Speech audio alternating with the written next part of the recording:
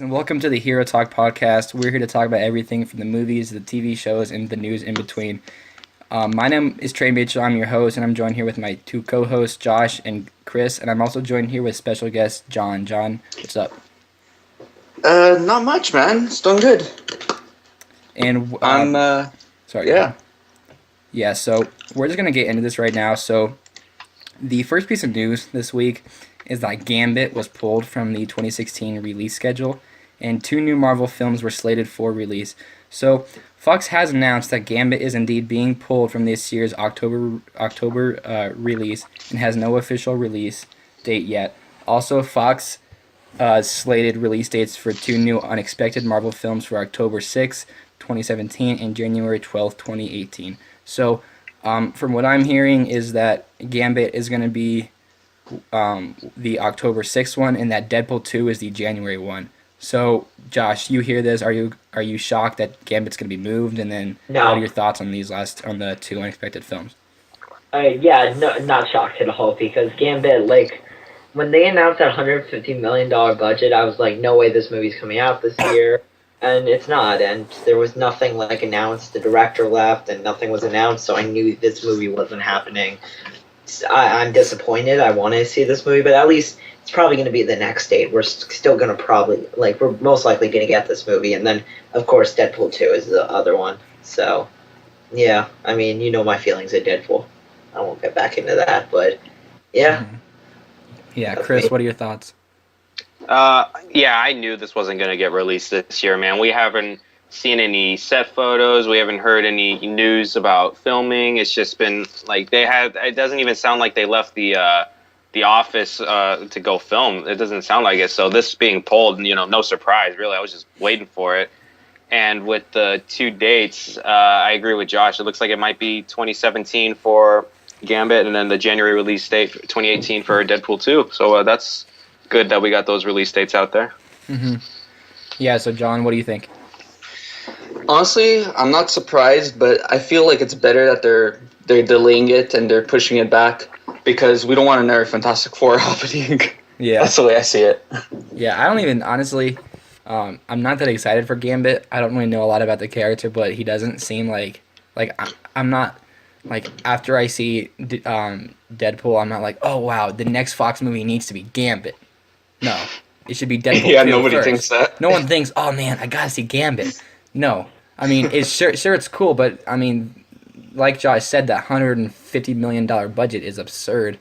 And if they can cut, I mean, I'm still not sure they're going to even do it because they're going to ask Channing Tatum for a pay cut, I'm thinking. And so who knows if he'll even take that, because I don't think they're going to keep that budget. I think they're going to cut it in half.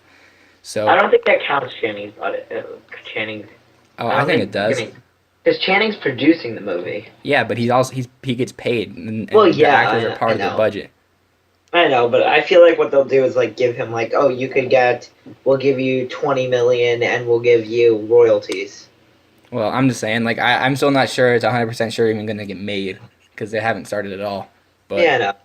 So yeah, I'm definitely excited for Deadpool 2. I think that needs to come out as soon as they can without pushing it. But they did have a very long time to make the first Deadpool with those. I mean, they've had those scripts for 5 years, so Deadpool 2 is going to be, they're going to have time against their, not on their side for that one. But yeah, definitely not a shock that Gambit gets pulled. And I still think it'll come out probably, but hasn't been an official date set for it, but it's probably one of those October 6th or January 12th dates. So next, Tommy Flanagan is rumored for Guardians of the Galaxy Volume 2. So a Scottish actor named Tommy Flanagan, best known for his roles in Braveheart, Face Off, and Gladiator, has been cast as one of the Ravagers in Marvel's Guardians of the Galaxy Volume 2, according to sources, which is Heroic Hollywood. And yeah, Chris, you put this in there here, so are you excited for this?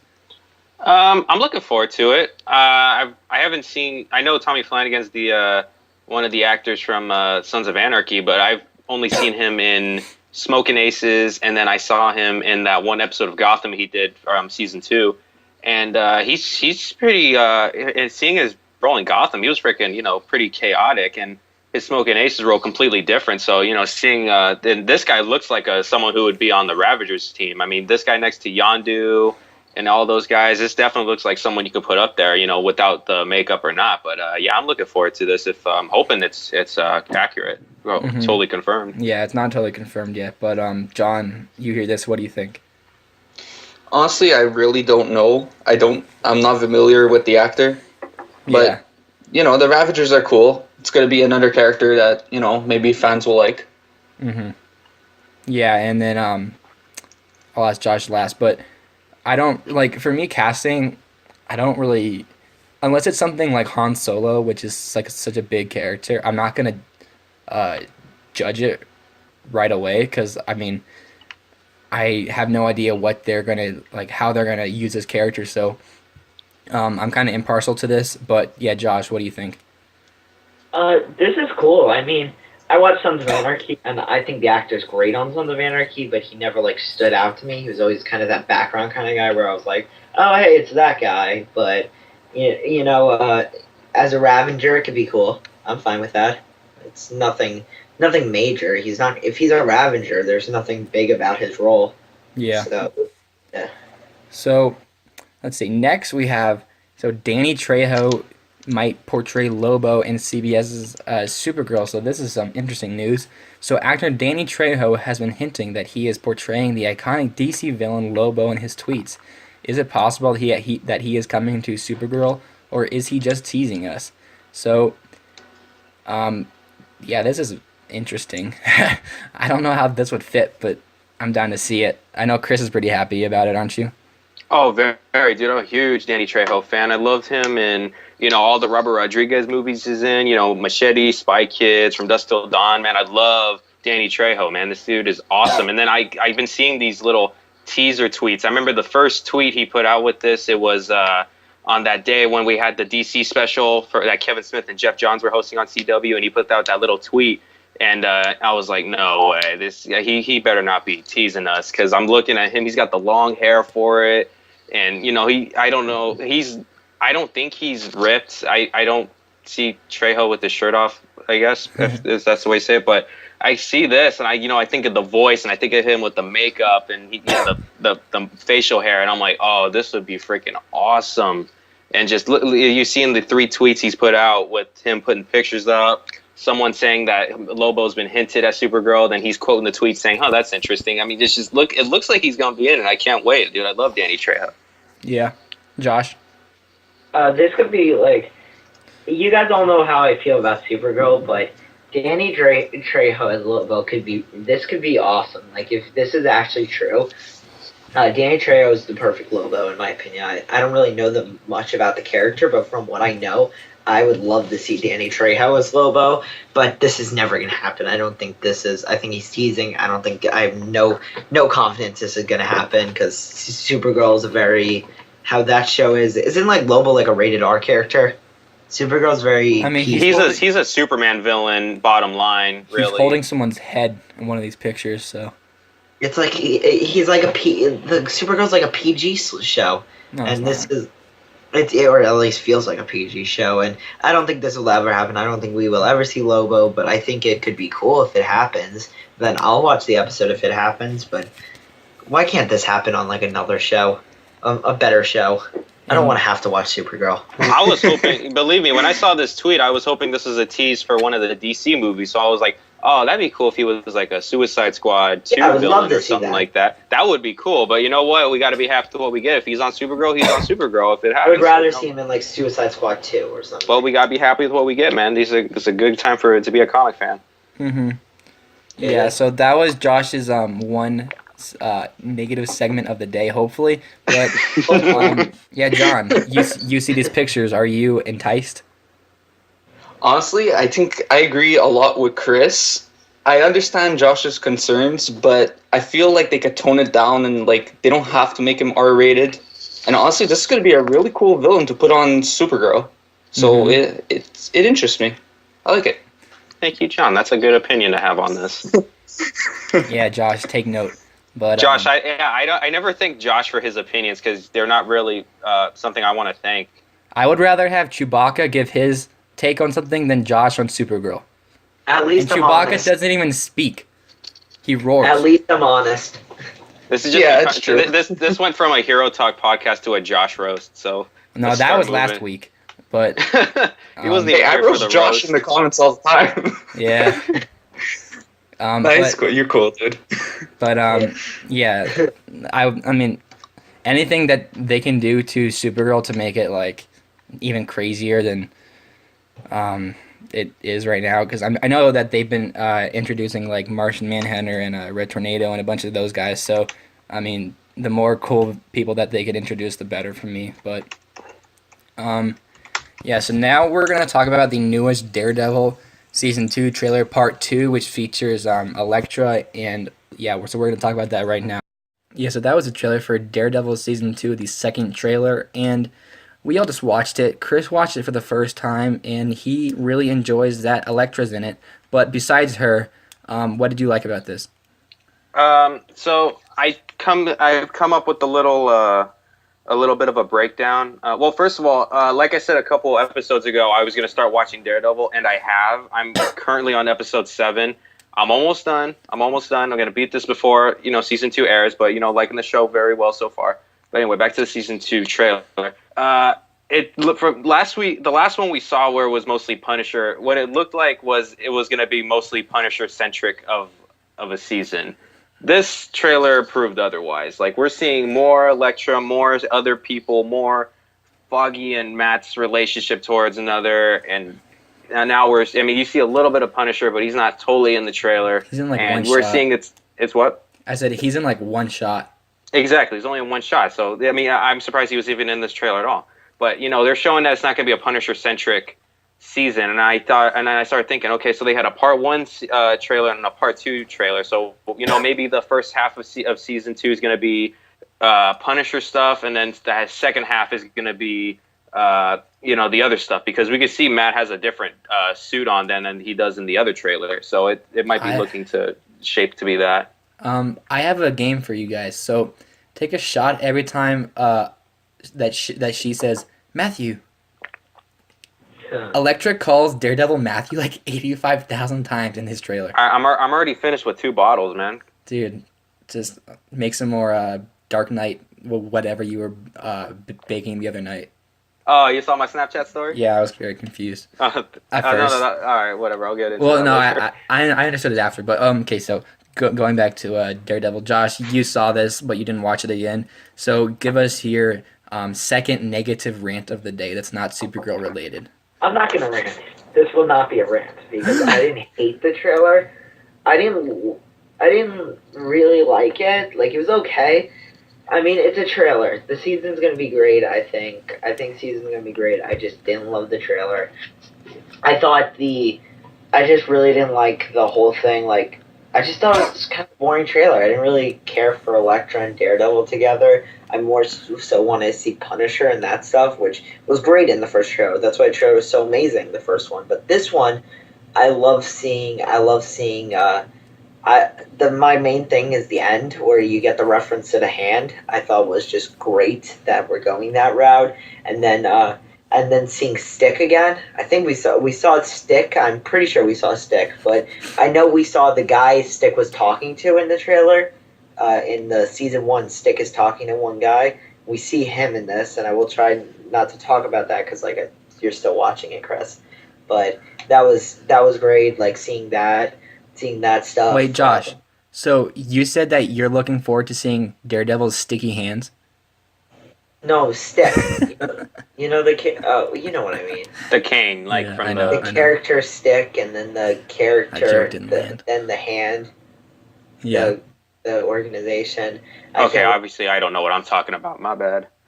I can't wait to see that stuff. So yeah, I don't know Daredevil lore as much, but I know that kind of, like, I know this stuff a little bit. So yeah, I did. excited for the season. Let's see. I'm gonna go like half and half in between you guys. So I thought it was good. Obviously not the best. It wasn't as good as the first one. The first one was great. This one was just all right. I mean, it was good, but wasn't that great. I like Elektra.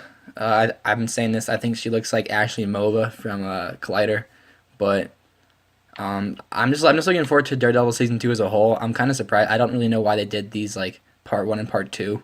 It's kind of weird to me. I told you, man. First half is going to be Punisher. Second half But is I going to be don't- everything else, man. I'm telling you. Yeah, I agree don't with- want it that way though. Like, I don't either, but I agree with what Chris is saying. That's what's going to happen.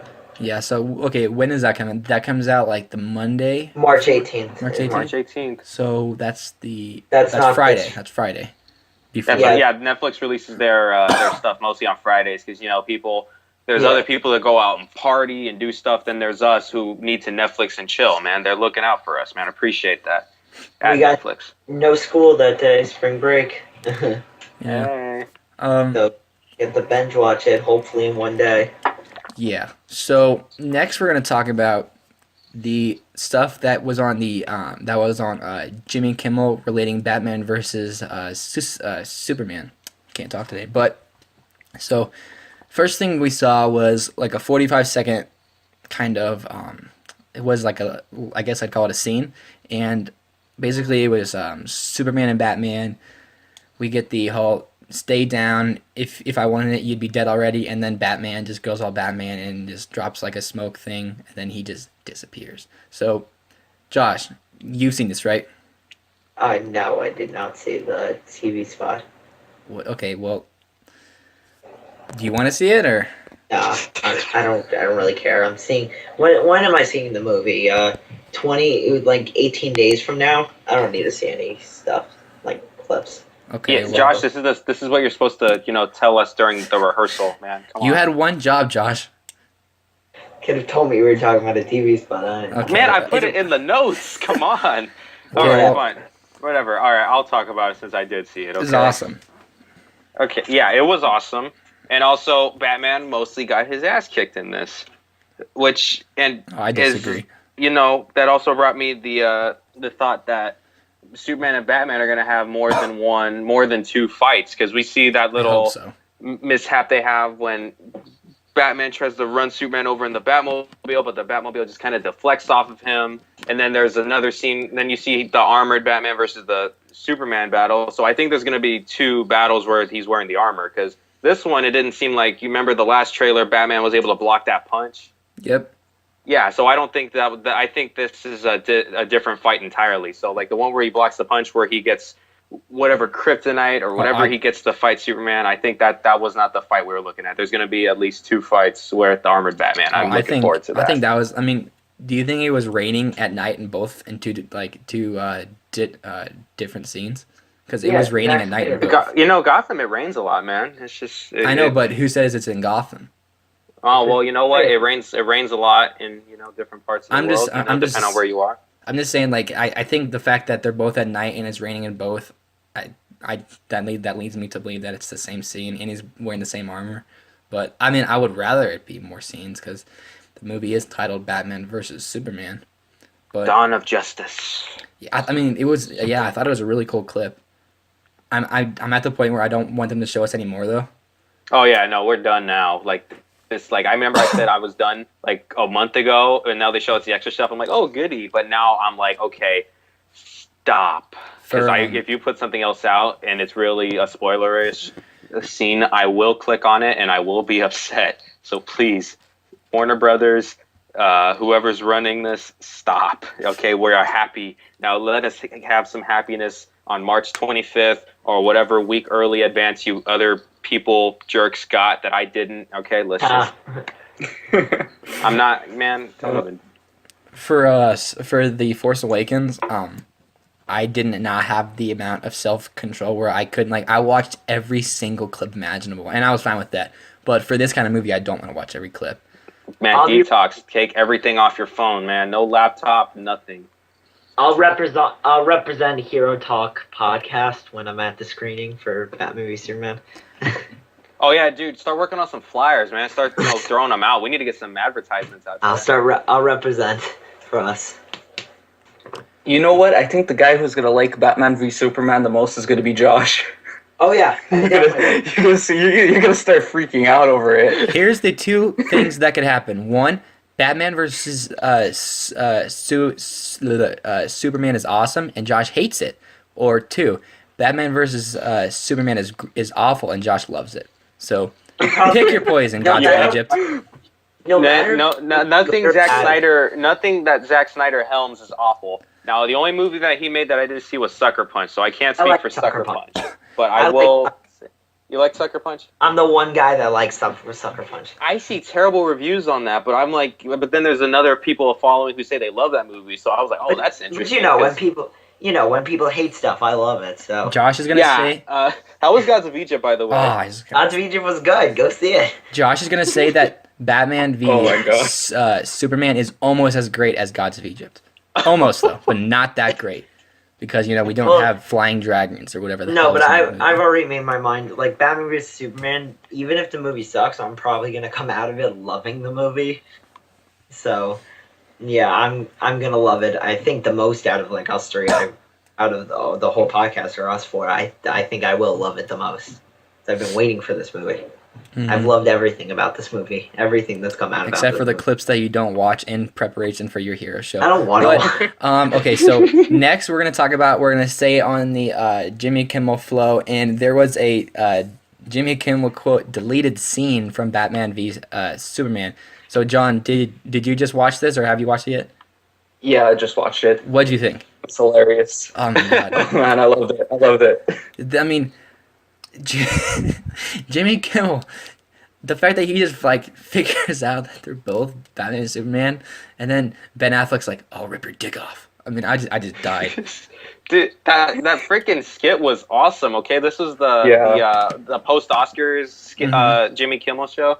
And, It was really good.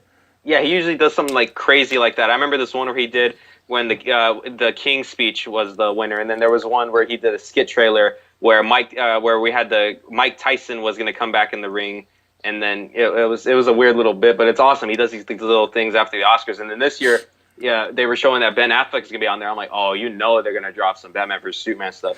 So we get that little clip, but then we get that little 9-minute sketch where Jimmy Kimmel sees Superman and Batman. He's like, you're Batman and you're Superman. They're just trying to shut him up. And then you see him going on Periscope. He's going on the microphone saying, hey guys, Batman vs Superman are over there. Soldier Boy, Superman. And then freaking Yeah, that was the best. That was the best. No, And then the best line is Jesse Eisenberg when he comes in there. The best line of the whole thing. Oh yeah. I've been trying to kill a journalist. I like your article or whatever it was. That was so funny. that was freaking awesome. Leading up to the scene where they didn't even start playing it, when like Ben was like, "See, Jimmy, it was so good that we couldn't put it in." Like the audience was just gonna be like, "Wow, that was so good. I need more of them." We just couldn't have that happen. That would have taken everyone out of the movie. And he was like, "Okay, well, this movie's shit. So I guess we're just gonna watch this clip." And then the fact I love Ben Affleck and Matt Damon whenever we're on Kimmel, because Damon has this little feud they have with I don't understand Kimmel. why. It's like a play feud. It's a play feud. It's not really real, but on screen it's real. And then it was awesome when Superman is taking Kimmel off planet, and I see him land on freaking what looks like Mars, and I'm like, no way. They're gonna merge this with the Martian. I can't wait to see that. And then you see Matt Damon in his little Martian suit. I'm like, all right, this is awesome. We had Batman vs Superman and the Martian in one bit. That was freaking awesome. I love you guys so much. Oscar. He Yeah. talked about how he lost the Oscar. Oh yeah. Well, look who he lost to. Still though, How about if he won the Oscar? I just want What would to. have happened if he won the Oscar? That would have been cool. But No, I'm just saying because in the clip it said he lost. They probably no, because sometimes what they'll do, they'll make two different scenarios. Like Oh yeah, that's true. they can do that. Like I think for South Park, during when Obama got elected, I think they had, because like the episode came out like an hour after the election or something crazy like that, and then it's like Obama won. So I'm thinking, okay, so they must have made like another episode that Yeah, they made if they probably McCain had did. won. Like they do that stuff. They can. That's easy. I thought it was funny when Ben Affleck was like holding up the phone, and then somehow his voice just changed when he was like, "Jeez." That was funny. And then Yeah, when Do you guys think he's gonna end up doing that voice in the well, movie? okay, wait. So what I saw was that his costume has something in it that changes his voice. Like he can't just do it. So Yeah. I don't think he can just do it on command. I like the voice changer. Yeah, Could that's be what's something cool. like Arrow or something like that. But you know what? We'll look. Yeah. We'll see it. We'll see it this month. It's coming out this month. Can't wait for it. Yeah, Yeah, 18 very excited. days. Well, Okay, what is Josh, it? we know you're seeing it early. Stop plugging yourself. No, what is it? What is it for you? What is it? Like 21 it's- days, all right? Is it real? It's 21 days. That's still It's 3 weeks. it's still surreal. 21 days till we see Batman and Superman in the same movie. Okay, you actually can't say we because you're seeing it early. So, Okay, then you want me? I'll go back to 18 days. all right. Well, But I'm still seeing it Thursday night. Yeah. So I'm still gonna see. Let's just move on before we freaking start roasting Josh again. That's gonna take another 20 minutes. so this week on Supergirl, we got caught. Just kidding. So moving on Jay to Garrick. Jay Garrick cameoed in Gods of Egypt as Supergirl, but That'd be amazing. can't I you would just love to hear imagine? He's like, I'm Supergirl, and this I don't know why I'm just thinking about that. Someone, if you're listening to this, make a picture of that actor who plays Jay Garrick as Supergirl in the Gods of Egypt poster. I will love you forever, and no one will understand it but us. Which That would be amazing. Someone. Cardis should make it because he's good at Photoshop, and he does the thumbnails for ours. So for our videos. So Oh really? yeah. So we go should check ask him out. to do that. That would be so funny. Yeah. Cardis is our boy, man. He's been in the group chat since day one, I think. Yeah. Actually, he brought me into the group chat. Cardis is the reason I met you two guys. So, Cardis is the man. Cardis, you get a free shout out. If you're not watching this video or this podcast, I'm going to be very upset. So I hope you're watching. Mm-hmm. Okay, we got to move on because I'm looking at the time and we have been here for longer than we should have. But we haven't been recording that long. But, okay, so the actor in The Force Awakens, Finn, wrong guy. Finn Jones was officially cast as Iron Fist in the Marvel Iron Fist show, I think. So, Jones, who plays Sarah Loras Tyrell, who reminds me of Laura Santeca, on the HBO hit Game of Thrones, will take on the role of the martial arts master in the upcoming series Entertainment Weekly has learned. So Iron Fist is set to be the fourth Marvel and Netflix collaboration following Daredevil, Jessica Jones, and the unreleased Luke Cage. So Scott Buck Dexter has been tapped as the show. Okay, so wait, he was the showrunner for Dexter. Yeah, I love Dexter.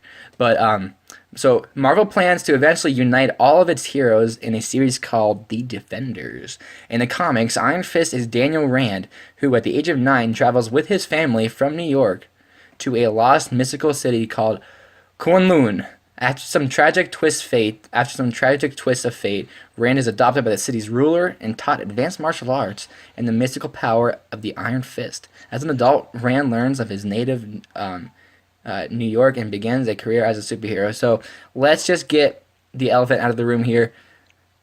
Are you guys upset that they didn't cast an Asian person to play Iron Fist? No. Nope. Yeah, It kind of sounds racist if he was Asian. He's white in the comic. No, he's not. He's white in Ultimate Spider-Man. That's how I've always seen him. But I don't know the comics about Iron Fist, but when people get mad about no, is he white in the comics? I don't even know. And like, a lot I'm not of them, mad and about most the of casting. them, he's Asian. He's not white in the comics? No, that's why they wanted an Asian actor. I mean, I'm not mad. I don't care. Just get someone good. I don't care if he's Asian, black, white. Who cares? If he's a good actor, he's a good actor. Exactly. Yep. Perfectly agree with you, Josh. Like color does not matter when you're casting somebody. It just And matters this guy- if they're good. This guy, I watch Game of Thrones. I don't know if you guys watch Game of Thrones. I know Trey, you don't, but I'm not sure about Chris and John. But I think he's great. He's really good in Game of Thrones. He doesn't have much, like, he's not a big character, but from what I remember, his character, he was great in that. He was really good, and I'm excited to see him as Iron Fist. I'm just excited we're getting a live-action Iron Fist. That's what I'm excited for, and I can't wait to see him in Luke Cage, and then in Iron Fist. Mm-hmm. He'll be in Luke Cage. He has to be. I mean, my thoughts are, like, I don't really care. I mean, I think that if they cast this guy, they have a very good reason to. But I think they could have made a statement where I mean, if you look at Marvel, there really isn't a lot of diversity in Marvel. I mean, there are no Asian actors. There's one Hispanic actor, and he is an Ant-Man. At least that's all I can think of. A lot of white guys. So I think it could have been cool if they cast an Asian actor. But if there were no people that fit the role except for this guy, then by all means you cast this guy. But who knows what was going on? Like, who knows who auditioned? Who knows? I mean, I don't think that if there was someone better than this guy, they would have like picked him because he's white. I don't think that's the case. I think he was just the best guy for the role, and maybe the Iron Fist in the show isn't gonna be like the same kind of Iron Fist that's in the comics or in Ultimate Spider-Man or whatever he's in. I'm not familiar with Iron Fist that much, but yeah, I'm definitely. I love everything that Marvel and Netflix are doing together, and I just want to ask you guys, John, do you like Jessica Jones or Daredevil better? The two seasons. I love Daredevil, and with Jessica Jones, I was really 50-50. Really? I feel like the second half kind of like, I don't know. I wasn't a big fan of it, but it was still a good show. Mm-hmm. Like I'd still recommend it. Chris, which one do you like more? I have not started Jessica Jones yet, and I'm about halfway done with Why did I even ask Daredevil. That? Well, because you like to hear my opinions, and I appreciate that. So I will give you my opinion anyway. The episodes I've been watching of Daredevil so far, I will just give you this. First few episodes a little slow, especially the one where it's mostly the lawyering stuff. I think it was like the third episode, but like the episodes after that have just been boom, boom, boom, just great, just gritty, just amazing. And Josh, you were right. The Daredevil suit, the one where it's just the all black, it has grown on me. Thank you. Grows on you, right? Yeah, I didn't think so, and then I started watching. I'm like, it's growing on me. I really like it. Like right when I was like, "Wow, I love this suit," they give him the regular suit. I'm like, "Damn!" I know, right? I agree with Like I really liked it. Josh, which series do you like more? I'll probably say Jessica Jones. Like I go to like different each day. Like I'll like one day I'll say, "Oh, I like Daredevil," better. Next day I'll say Jessica Jones. But today I'm saying Jessica Jones. I just think Daredevil, like the first episode, or like Chris said, the lawyer stuff is so boring in the show. Mm-hmm. That's just, I agree with that. Like that stuff, it just didn't keep me interested. In Jessica Jones, I did not look away from the screen. I was so interested in that show, and I binge watched it in a day. I loved it so much. Like I couldn't stay away, and so I'm hoping there's like barely any lawyer stuff in season 2 of Daredevil. Yeah. I'm on the side of Josh. Yeah, I like Jessica Jones a little bit more. I just think Jessica Jones has a lot to say in it that most superhero movies don't tackle. I mean, Jessica Jones like fights the whole theme of that show is basically rape, sort of, because like it is. She got yeah, raped, she's a rape survivor. Yeah, she's a rape survivor, and like she's not even really like she's sort of like Deadpool in that she's not really a superhero. Like she doesn't want to be a superhero, but I don't know. I liked it a lot. I thought Kilgrave was really, really done well. I thought the last half of the season was the best part, personally. Her and Luke Cage had sex a lot in it, which was weird, but I'm not going to complain. But yeah, I liked Jessica Jones a little bit more. I'm very excited to see Luke Cage and Iron Fist. So our last piece of news that we're going to talk about before we go into our reviews of two properties are Liev Schreiber has been talking about reprising his role as Sabretooth in Wolverine 3. He told MTV News, quote, "We talked about it. I don't know. He's mentioned it to me. The Old Man Logan story, that's appealing. That's something I can do. Old being the operative word." So, looks like from what Liev Schreiber said, at least he thinks they're going to go with the Old Man Logan story, which is cool. Josh, what do you think about him reprising his role as Sabretooth? Is it needed? If it happens, would you mind? What are your thoughts? If it fits the story, do it. Because like Liev Schreiber, something like Origin did a lot wrong, but there was a few things they did right. Like the first 20 minutes was great. Yeah. But Liev Schreiber was really good in Wolverine Origins. I thought he was great as Sabretooth. I thought he was probably the best part of that whole movie. I loved Liev Schreiber. I have a question. So because Days of Future Past went back and changed the past, I have no idea. What's the like continuity? Did X-Men Origins Wolverine happen? Who cares? Well, I mean the first part where Wolverine kills his dad by accident. It kills his dad, who we didn't know was his dad, or that was a really confusing part. And then him and Victor are running away from their farmstead. I had that part happen. I think everything up to, I want to say, the Vietnam War happened? I totally forgot. Days of Future Past was in the 70s, but was it in the 70s after Vietnam was over, or because Logan's? I think so. I don't know. It's weird, but I mean Victor is still relevant. Like he's still there. Like he was born, and he's still got the immortal thing going, where he has the healing factor and all that. So it's not like he blinked out of existence. Like I've been thinking that Colossus blinked out of existence, the Daniel Cudmore version, because with the Russian guy they got for Deadpool, it's like, oh, they can blink him out of existence and it'd be nothing, because the Days of Future Past thing has just been so confusing. But Victor Creed, the character, should still be there, really. And I would like to see, Leo Schreiber come back. That dude's freaking awesome. He was the best part of Origins Wolverine, man. I love him in that. I love him in Ray Donovan. Gonna see Spotlight to see him in it, man. Oh, yeah, just love this actor, man. I hope he gets to be in Wolverine 3. Yeah. John, have you talked? Yeah, this is honestly, I think we should give him another shot. A lot of people didn't like Origins, but he was probably one of the best parts of it. So I'm down. As long as there's a place for his character, I'm all for it. Yeah. Yeah, I mean, I don't... Like I said earlier, it's all about how they use the character. It's not like I like or dislike the character. It's all about fit for me. So, I mean, if it works in the story, like... If they don't just want to say, oh, okay, let's find a way to, like, bring him back, let's take out this character and put him in, I don't like that. But if it helps the story, like, if it furthers along the story, then by all means do it. Don't like, take into consideration what happened in your other movies with him. Just bring him back, but only if it fits the story. So, that ends our news segment of the week. And now we're gonna review Legends of Tomorrow Star City 2046 review. I'll just start off. So John, have you seen this episode? Yep. Okay, so everyone's here's seen it, right? Yeah, I've seen it. John's seen it. Josh, did you see it? Yeah. Okay, so All right, we are gonna go into full spoilers. This is my favorite episode of the season. I'll say it now. Same here. This was so freaking cool. I mean, I didn't know who Connor Hawke was. I just didn't, and I thought that was really cool when they bring him back. But just the whole, like, Green Arrow had a missing arm or straight from Dark Knight Returns. That was so cool. I thought they handled that well.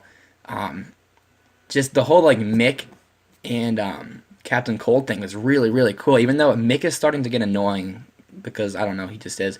And I think it's cool that Heat Wave and Captain Cold kind of have, like, this kind of... Captain Cold's taken the path of a hero, sort of, and Mick's like, well, screw you. I'll do what I want, and I want to wear fur coats. But, yeah, I mean, definitely, I really, really... I keep saying this. I did not... When this show came out, I didn't care. Like, I wasn't looking forward each week to watching it, but damn, now I really am looking forward to every episode of this show. Last week was just so good. I don't think I missed anything, but Josh, what are your thoughts on this episode? I loved it. I thought everything was great about it, like you said. I loved everything about this episode. This was a really good episode. I didn't know Connor Hawke either, and I thought he was great. I loved him. I loved the story. I thought Captain Cold and Mick were pretty cool together. Love how Sarah was kind of like the main character this episode. Dark Knight Returns references, great. Loved everything about this episode. Chris? I have a bit of a little mental list here, so I'm going to run down it real quick. My least favorite part of this episode, probably, least favorite part was the thought where this is just stupid. The only thing that just gnawed at me was, who would make a baby with Slade? That dude was ugly too. That's my only concern. Like, you see Grant Wilson, and then I'm like, oh, okay, Slade's son. And then I start watching this, and I see him being all moody and stuff like that. And then I start thinking, kind of reminds me of his dad with Shadow. I'm like, wait, who made a baby with Slade Wilson? Maybe Shadow. I thought you were fixated over Shadow. Was this like were you just with someone one day and you're just like, oh, you know what? I have to do it with somebody. You look, her. You just have a picture of her held against her head. I don't know. Just that thought came to me. I'm like, who would make a freaking baby with Slade Wilson? And who would keep the baby of Slade Wilson? Because he's just so crazy. You would think that whoever he was with, it was like she had to be like the thoughts of, I'm not keeping this baby go through, and then Slade just like no. Again, none of this was in the episode, but it's just something I thought about. Okay, now going to everything else. Oliver Queen, he's missing the arm, like the Dark Knight Returns. He's old. One more note: why the hell is he using a shotgun of all guns for someone with one arm? The shotguns are really powerful. But he's got to still pump the freaking gun. Dude, Well, it's 2046, man. All right, whatever. Okay, Obi-Wan he's still got Kenobi that could be robot up arm. It's still cool. Okay, that's my only negatives. Now, my favorite part of this episode, it had to be Jax and Stein and their, Yep. and Ray with the whole Jax wants to, that was great. have a little crush with Hawk Girl, and then he tells Stein this, and then Stein's like, man, I got you, and then he freaking just telling Ray, back off. Like low key. Don't go for this. And then he's going to Jax. He's like, dude, I got you. And then Jax is like, thanks. And then that was awesome that Jax and Stein growing together as friends. It's just amazing to see them interact with each other every week, man. I love Jax and Stein. Sarah, she was more the central character this episode because it's Star City in the future. It's just gone to hell. This is her home that she's looking at, and then she's hearing that everyone she knew and loved is dead. So this is like a lot to process that's going to happen in the future. But this is very very her episode. And what else we have? Leonard and Mick, man, we've seen some interesting character development with Leonard, because Mick is hearing about seeing this anarchist world. He takes down one of the head anarchists, and then it's like, I'm gonna lead these guys for a minute. This seems pretty fun. And then you're starting to see a little bit more about Leonard. Every week we see a little more of Leonard opening up to be more of a hero, and then Leonard is just like telling his partner, he's like, man, what you're doing here, stop. Like, he doesn't give a good reason for why he's telling them to stop, but he's just like, no, we're going back to the ship. Like, it's just so awesome seeing Leonard just open up every episode. I really like that. And Mick, he was kind of just like one-dimensional. One-dimensional, yeah. He's very one-dimensional on the show, but it's okay because one-dimensional characters, they can become two-dimensional in another point. I mean, it might not happen for a long time, and when it does happen, it might not be as huge as what Leonard's getting. But Leonard is getting, very good press for this episode. I'm glad that he's becoming more than just the Flash's rogue that we've known in comics. Because whenever I see Captain Cold, I just be like, it's Captain Cold, who cares? But now it's like Captain Cold. Oh my god, this It's the guy's best part of the show. He's somebody now, dude. I just love it. That's something. Again, this is what the show does. He takes these nobody hero / villain people from the CW shows that guest star every once in a while, and they're making them somebodies. Man, I love this. And that's about it. And on another note, I don't know who made that baby with Slade, but I want some answers. Damn it! I know who. He's in the comics.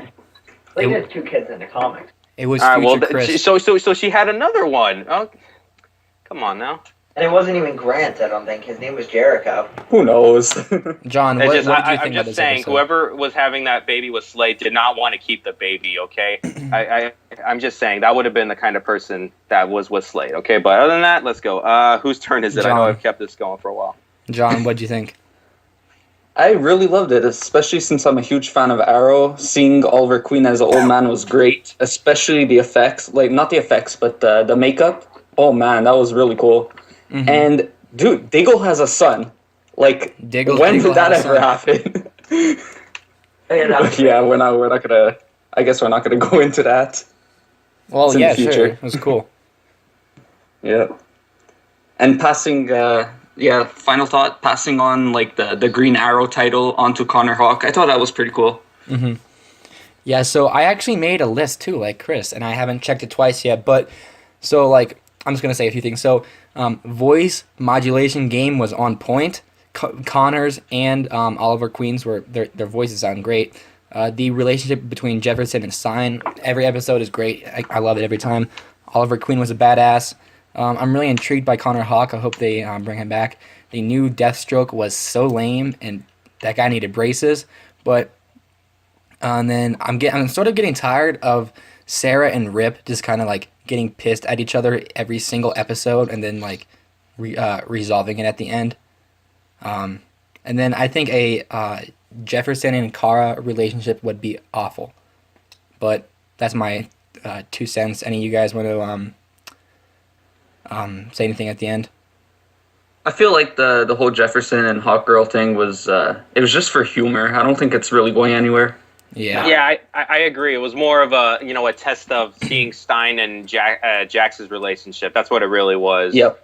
But it's not supposed to become anything. She's still fixated on the dead lover who's alive in some places and not in others. But you know what? It was nice to see. That was a good opening for Jax and Stein's relationship. Okay, I thought that was really nice. Mm-hmm. And then Chris, you want to review Gotham? Did anyone here watch it? It was such a good episode. I've seen it. All right, I was actually going to mention this after we were done talking. I really want to talk about Gotham this week. I was writing it down in the Google Drive notes. I'm like, are we talking about it? Or? Sure, go ahead. I don't care. Sure. I haven't seen it, but I don't care about spoilers. Okay, Josh, you want to run this or me? I'll let you control it. I'm good. I'll do it. All right, go for it. Like, I don't really care about Arrows. That's why we don't really review it. Like, I know, Trey, you don't watch it. I watch it. How dare you? I'm kidding. I watch Arrow. It's just that I will Chris, rant about Mark I will rant about who runs the show and the writers and all, like I do on Twitter. Because I know you guys have read my tweets, okay? I know you guys have read my tweets, so that's why I don't want to risk reviewing Gotham, because I'm going to say hateful things aloud. Don't want to do that. But Gotham, I have nothing hateful to say about it. Josh, take it away. All right, season 1 sucks at Gotham, but season 2 is great. So, all right, this episode, basically, they've finally back from mid-season. So glad it's back, because I love Gotham, and I love how this episode is basically Mr. Freeze. And I think this is probably the best episode of the whole series, maybe. Like, 2 episodes this week, Rebels and Gotham. Best episodes of the series, I think. I really love this episode of Gotham. I thought what it does is this episode introduces Mr. Freeze's relationship with Nora, and it shows why, like, her sickness, and it shows what he's doing to try to get her healthy. And then I love introducing Hugo Strange, and I love his back and forth with Penguin in this episode. Yeah, that was so good, and I just love how this episode is. Like, this is going to be a great, like, these characters are so good. Like, I'm so glad we finally have Hugo Strange in live action. We've seen Mr. Freeze already. Finally, we're getting a good version, I guess. But I think we need Hugo Strange. Hugo Strange is one of the best Batman villains, definitely the most underrated Batman villain. So I'm so glad we're finally getting him in live action. And I love the actor they cast, and he did so good on the episode of Gotham. And I love Mr. Freeze. I love this episode kind of reminded me of the episode from Batman the Animated Series, the one episode that introduced Mr. Freeze, Heart of Ice. That was great. Oh, that was a good episode, man. It kind of reminds me of that, because they were both Mr. Freeze origin episodes. Like, they're basically just Mr. Freeze episodes. It just kind of reminds me of that, but I'm glad. I'm glad it does. I'm glad Gotham finally reminds me of something of the best Batman series, best Batman ever, and the best Batman series ever. But yeah, what do you guys think? John, you want to go first? No, you go first.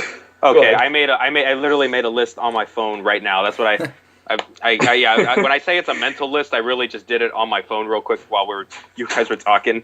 So, okay. So Gotham, Mr. Freeze's really debut, kind of. I mean, we saw him in the very last clip of the last episode of the mid-season finale, and then he's coming back here, and then it's it's really, this is really his episode of Gotham. It's really his episode. I mean, you find out who he is as a character. I mean, at first you just see him freezing people. You're like, what's the deal? What are you doing? Then you see him come home to the sick wife. I mean, he obviously loves this woman like he does in the comics and the animated series. He still loves her with passion. She loves him with passion. They got a really happy relationship. But on the downside, she's dying. Victor does not want her dying, so he's doing everything he can to help her. She knows that he's trying to experiment, but she thinks that he's doing this on mice, just on freezing experiments. But then you go down to the basement, then you see all these freaking victims he had frozen. Then you see that one dude from the mid-season finale there. You're like, oh, he didn't kill him. He's experimenting. And then you see what he's doing. He's thawing them out of the ice and seeing which of the ice, because all these experiments he's doing, they're all failing, because every time he melts them out of the ice, they end up melting right after the ice. You're like, oh shoot, this is still a dark show. and then you see this is such a good character because he's not really a super villain. He's not a bad guy. He's just trying to help his wife. He's a good guy doing bad things to make something good happen. It's a very interesting character. I'm glad that Mr. Freeze is on the show now. And in the end, where he's also the best villain that's on here by far. I mean, first episode he's on. He's already wanted by the police. He even goes to turn himself in. But then you know what he does? He finds a solution to his problem. And he walks on out of it like it's nothing. Okay, cops didn't even interview him. That's how good of a villain he was, man. And let's see what else. Hugo Strange is here, man. We got a debut of Hugo Strange. The guy that got to play him, B.D. Wong. I seen him in Jurassic World. Completely different character from his Jurassic World character, but I really like what he's doing with the character. He's running that little underground where we saw Firefly get taken away for experiments or whatever. We haven't seen her since, but he's running that show. And let's see anything else. Nigma and Cobblepot, man. They are, Nigma sees Cobblepot in the cell. Nigma's so good. He's so good. They have such good chemistry. Like they're still friends. I hated Edward Nigma in season 1 so much. I'm so glad he's great in season 2. He is, dude. I love him in season 2. He's starting to lose it a little bit. And thank you for reminding me of that. He kind of showed that when Harvey and Gordon were talking to him. They're like, "Hey, look, man! Like, Bullock is treating him like a little kid again." And Enigma squeezing that freaking frozen flower. He's like, "What do you like? You're just like a don't talk to me like that tone." And it's like, wow, okay, they're seeing a change in Enigma. I was like, oh, that's great. And then back to the Enigma and Cobblepot thing. Nigma and Cobblepot, they have a friendship, man. They really do. I mean, I don't know if he's gonna really go put the flowers on that mom's grave, but I think he is because they have to introduce Penguin's dad, who's gonna be on the show this season. Yeah, so I think that's gonna be. What's the actor?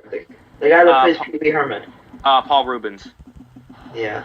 And I saw that dude. I'm like, this guy looks like he played Penguin's dad. And I think that's how they're gonna introduce it. I thought that's gonna be really cool. And what else? I had the notes, and then you sent me that little. Gordon and Lee, they had there was this less than a minute of screen time for some characters. Like when Gordon and Lee had that little moment after the courtroom when Gordon was presumed innocent and didn't kill Theo Gallivan. It was like, okay, they had like a minute of screen time, and then you don't see Lee and Gordon interact with each other again, which is okay because we had so much more in this episode. But, there were a couple times where something felt thrown in, like that moment, and then the one with Butch and Theo's old henchwoman. Like, that was just, thrown in there. But I'm like, you know what? They're going to show that next week or 2 weeks from now, so it's okay. But still really great episode. Mr. Freeze was definitely the main man in this episode. Like, he was the guy that everyone was talking about. And John, I am sorry I've been taking up so much time of this. No, go right ahead, man. It's all you now, man. Go right for it. Honestly, I've never been a huge fan of Mr. Freeze, but I think they did a good job with his origin, and he could be a really interesting character. But the one thing that you guys haven't really mentioned is, do you think that Jim Gordon's they're ever gonna find out that he is responsible for the death of Gallivan? Because I think that's gonna get out. The secret's gonna get out. You know what, man? It's possible. It is possible. I don't know how it would get out. I mean, there were only 2 people present for for Theo's murder, and that was Cobblepot and then Gordon. And Cobblepot, I believe him. Cobblepot has that no snitch mentality. I think because he wants to take credit for killing Gallivan because of what he did to. His mom, and I think he has the no snitch rule for Gordon because they've been through enough with each other, and Gordon let him freaking just murder the guy right in front of him. So it's like, you know what, man, you helped me.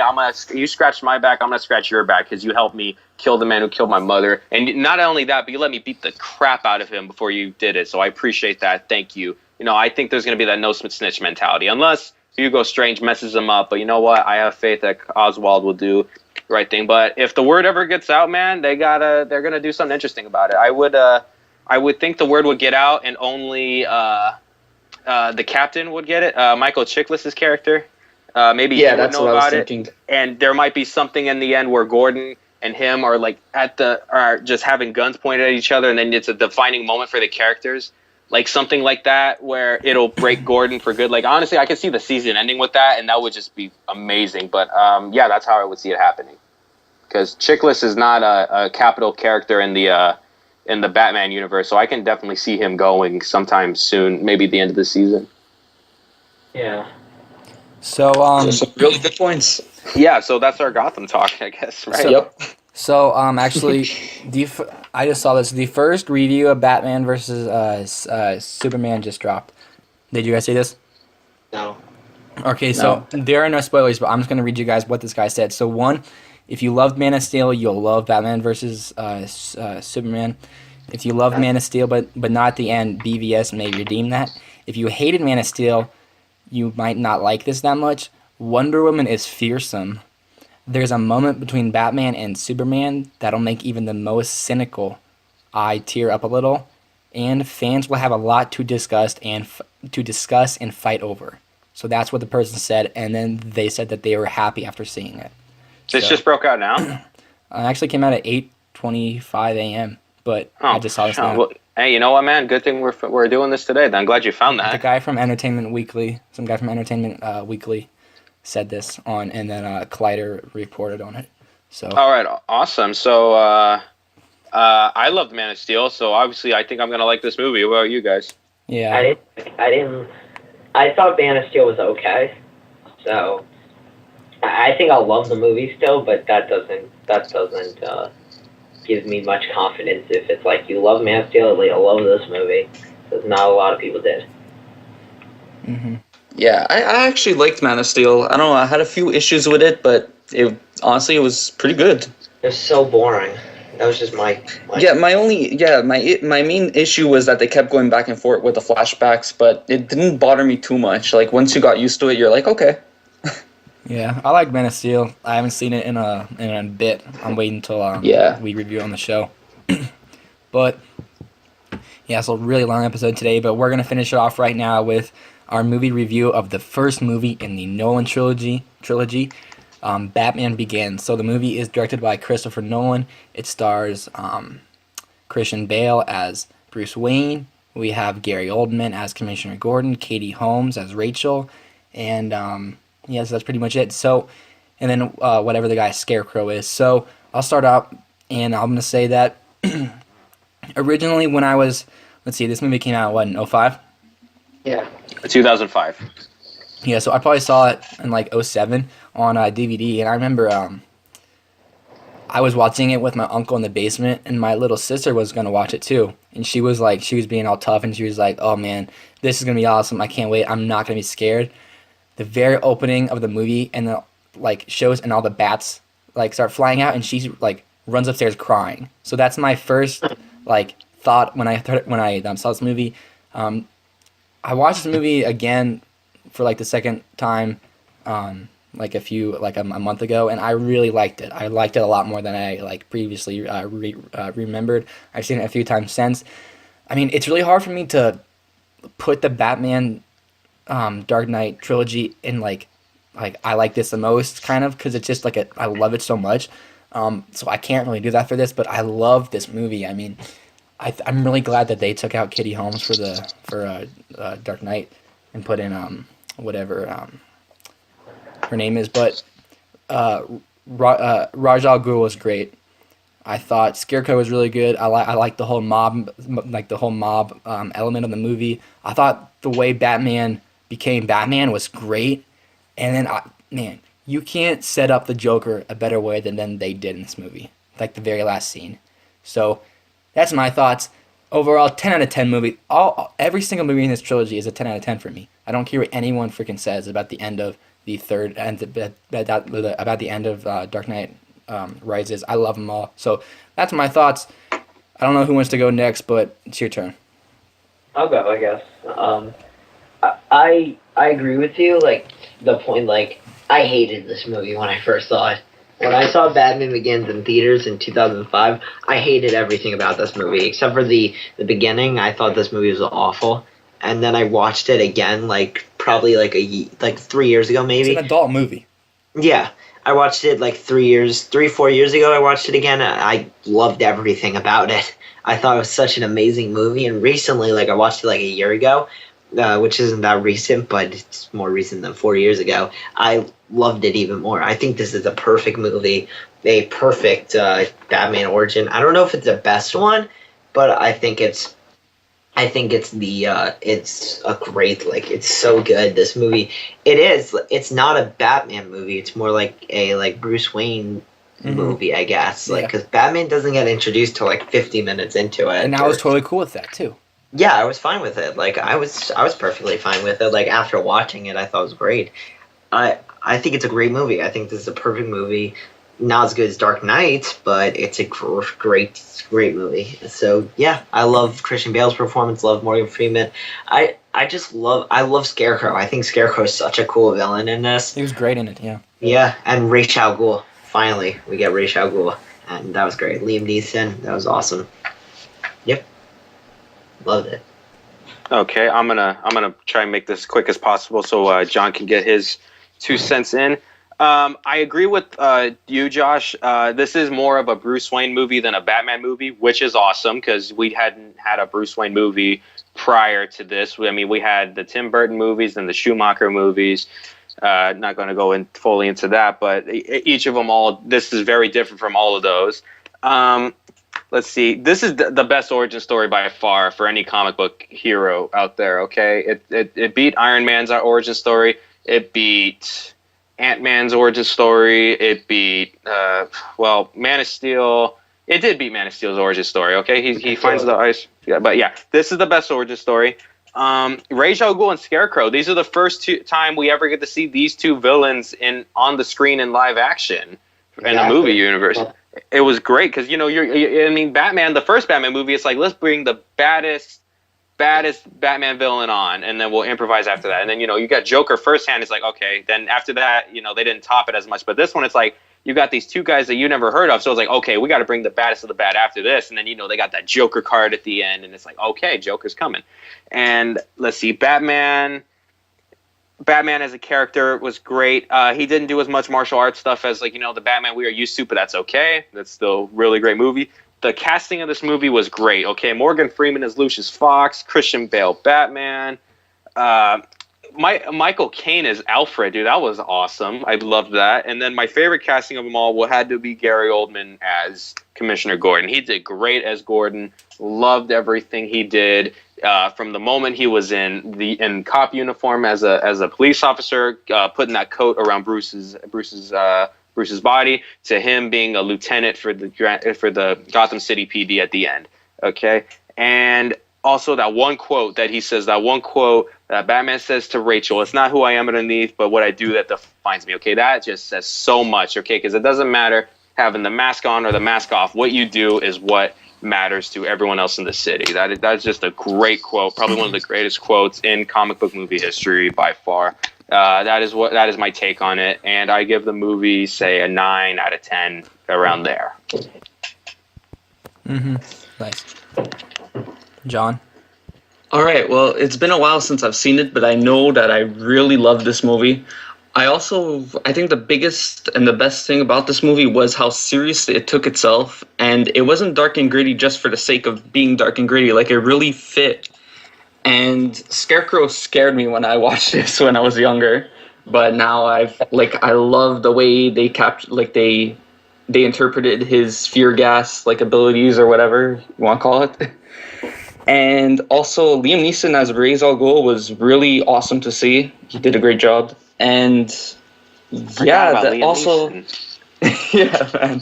How did I forget about Liam Neeson? It's the only movie he had where he wasn't talking on the phone. I'm kidding. I'm pretty sure he still did that. I think the best thing about this movie was how they explained Batman's gear and the cape, and also the Batmobile being a tank. Like, I love that. Oh, and yeah, Tumblr. I would probably give this movie, honestly, like a 9 out of 10 or even a 10 out of 10. Like, it's really that great. As we were talking about this, I just bought this whole trilogy on a Blu-ray on Amazon. So, but Nice. I think one of my favorite parts in this movie is when Ra's al Ghul is when Bruce Wayne is in whatever kind of Asian like jail thing, and when he comes in and he's like, "You can make yourself more than a man a symbol." I'm like, "Damn, that's perfect." Like that's Batman. And then shit, what was it? Oh, this movie has the freaking perfect music ever. Like Hans Zimmer. Zimmer. I almost said Gruber from The Die Hard villain. Yeah, Rest I in don't peace, know why. Alan Rickman. By the way, man, Rip. we lost him too soon. Mhm. Go on. But I mean, so 2 days ago I was driving to school, and before I drove, I put on the Dark Knight theme. Dude, that can get you pumped like to a level where I was ready to like crash my car into like some poles and just go all tumbler. Did you almost hit a car? Like I would have been like, if I had that I was playing, I would screaming. hit a car. I was would've like, been Rachel. But Kids, do not play hardcore movie music when you're driving. Okay, that includes the Batman Begins song and the Brothers in Arms song from Mad Max Fury Road. Because no. I was just about to mention Mad Max. Yeah, because No. I saw someone. No, because Nick from our group chat, who was on here last week, was playing that on his Snapchat story, and I was just like, "Oh man, he's gonna crash into a freaking tree or something, man." Just do not play that music while you're driving. That's all I Mad recommend. Nick While you're on Police a Road. bike or a bicycle, you're cycling, go for it, man. Haul on that. But while you're driving, no. Oh, come on. But yeah, great. But those songs will get you on the hype level where I'm you're hyped just right like, now, I want to thinking crash about into it. something. But then the last thing I'm gonna say before we ended, the introduction of the Tumblr where Bruce Wayne was like, "What's that?" and then Lucius was like, "Oh, you don't want that." I'm like, I don't know why, but I love that scene a lot. And then yeah, Gary Oldman's great. Like I can't see anyone else as Commissioner Gordon, besides Either. Bryan Cranston, possible. Bryan Cranston or Idris Elba. Yeah. Bryan Cranston. I can't see. I don't. Idris Elba doesn't fit. He's not. Old I mean, enough. Idris Elba can't be Gordon because they already casted Gordon's daughter in Batman vs Superman. They did? But Jenna Malone. Oh, yeah, daughter. I thought you said they cast. Yeah, I thought you said Gordon. Commissioner Gordon. I'm like, I was like, I'm sorry. I meant to say daughter. Unless it cut 'Cause out, I'm pretty sure unless Gordon's they do dead. that little adoption thing like in Fantastic Four. But Ugh. I try to cast Idris Elba on a lot of things. Off topic, but yeah, Bryan Cranston as Gordon would be awesome, or Tom Hanks. But Tom Hanks would charge too much money. well, but I don't think we would see. I I could see don't that. think we're seeing a Commissioner. Oh yeah, Gordon. yeah. They said that in this DCEU, Gordon's dead. Yeah, that's what I think. So maybe the Joker will be the new commissioner. I'd pay to see that. But Jason Todd is Commissioner Gordon. Kylo Ren is commissioner. Oh, I Gordon, thought but- Jason Todd was Joker. Remember? No. Actually, no, I'm wrong. Jason Todd is still Zoom. Actually, you know what? No, he can't be Zoom. Jason Todd is Jay Garrick there. Supergirl Jay Garrick for is Commissioner commissioner. Gordon. Oh my God, we're gonna have a pinup board and everything, man. This is gonna be crazy. Oh, okay. Hear me out. Jay Garrick as Commissioner Gordon. Supergirl is his daughter. Oh my god. And then- Josh is gonna take all his money back for all the money he spent for anything with Commissioner Gordon in it, man, because he's done. Oh, I'm done with. I would if that happened, I wouldn't see that. I would actually pay like $25 extra per ticket just to see that happen. Just so like Josh could get pissed. Warner Brothers, take notes. We would have an hour podcast on why I'm so pissed. So yeah, we gotta end it now because this is a long podcast. But that'll do it today. So I'd like to thank John for coming on. John, where can people find you on social media? They can find me on Twitter at John Zarlangs, and yeah, that's pretty much it. And If you don't know how to spell Zarlangs, his name will be in the comments section, I promise. Or the notes, but description. it's a hard name. Description. What I'm trying to say is he has a hard name to spell. Yeah, it's pretty difficult. And then you can find Josh on Twitter at I hate Supergirl. And then Chris, just kidding. Josh, where can people find you? You guys could actually find me on supergirlhate.com.